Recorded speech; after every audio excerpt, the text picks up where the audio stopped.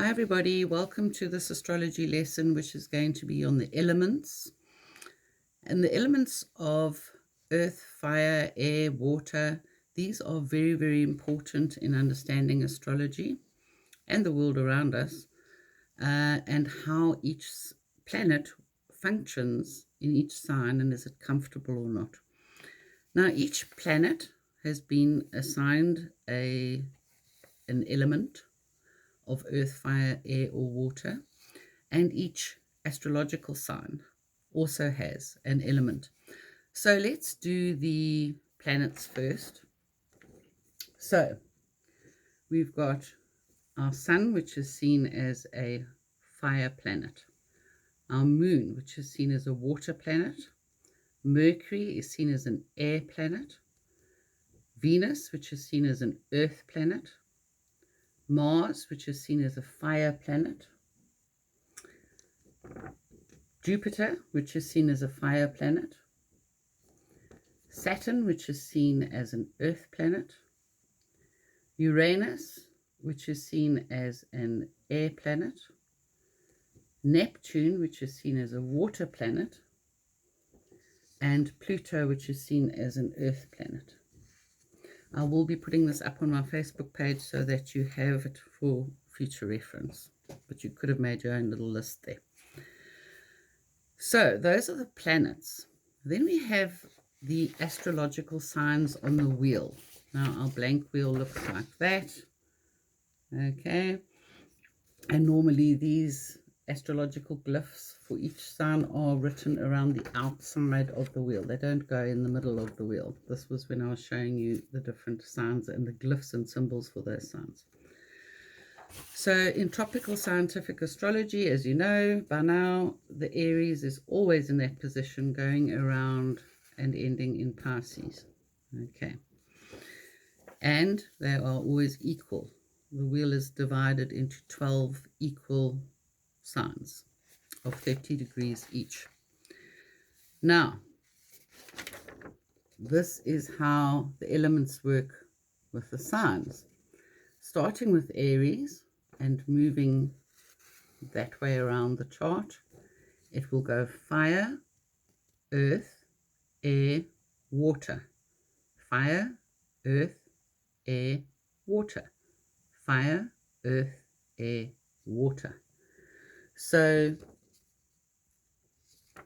moving around the chart, your Aries is fire, Taurus is earth, Gemini is air, Cancer is water, Leo is fire, Virgo is earth, Libra is air, Scorpio is water, Sagittarius is fire, earth, Capricorn is earth, your Aquarius is air. A lot of people seem to think that because of the name Aquarius that it's water. It's not. It's an air sign.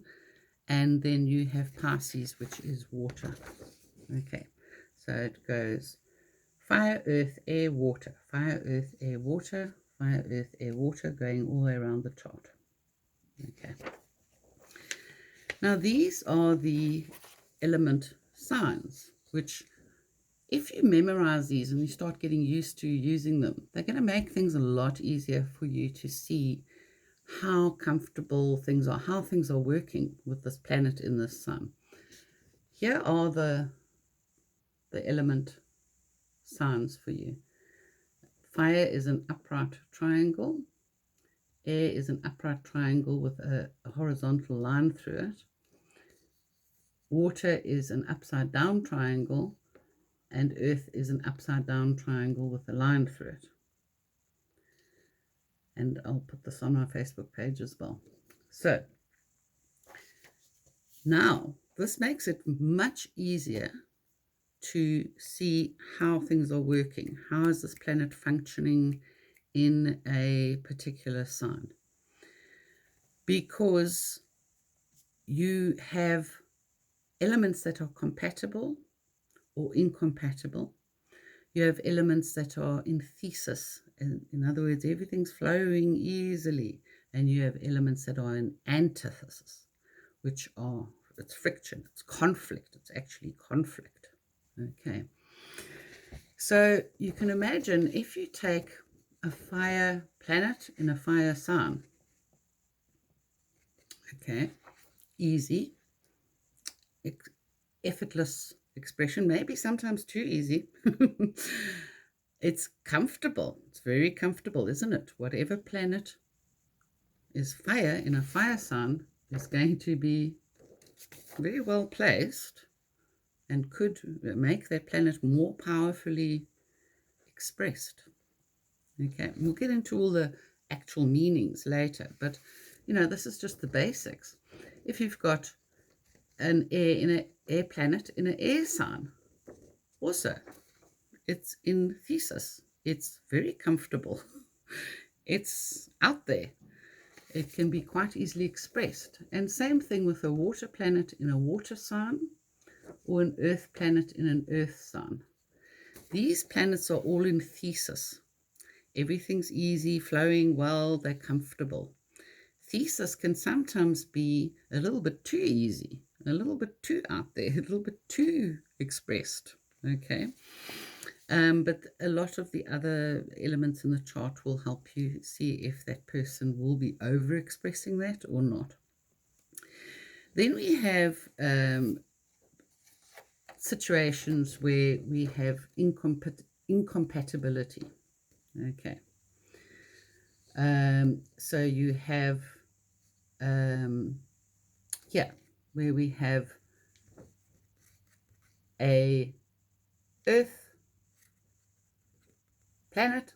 Say this is the planet, Earth planet in a air sign, or an air planet in an Earth sign. Incompatible. In fact, they are complete opposites, and so they are antithesis. That is, there can be conflict even, can be very, very difficult. Okay. Same thing with this, water and fire. A water planet in a fire sign or a fire planet in a water sign. You have antithesis. You can have conflict. It can be harder. It can be harder to express. It can be uncomfortable in that sign. But we also have where it's not necessarily in antithesis, like total opposites. We have just comfortable, compatible, fire and air, water and earth are compatible. They're not in thesis, but they are compatible. So the planet would still be quite comfortable in that sign and expressing through that sign. Remember that the planet, the energy of the planet and the meaning and everything of the planet is expressed through the sign. It's like the lens through which that person is expressing their planet is the sign. The sign is almost like the lens that that person is expressing through. So you get thesis, which is two of the same, very comfortable. You get antithesis, which is the absolute opposites, where you have two total opposites of the planet and the sun. And you have these two as well are in antithesis, conflict. Okay. And then you can have compatibility. It's not thesis, but they are compatible. And same thing here. Fire and air, compatible. All right. And then you can have the antithesis, where they are the absolute opposite. And so the expression would be a lot less comfortable or a lot less free-flowing.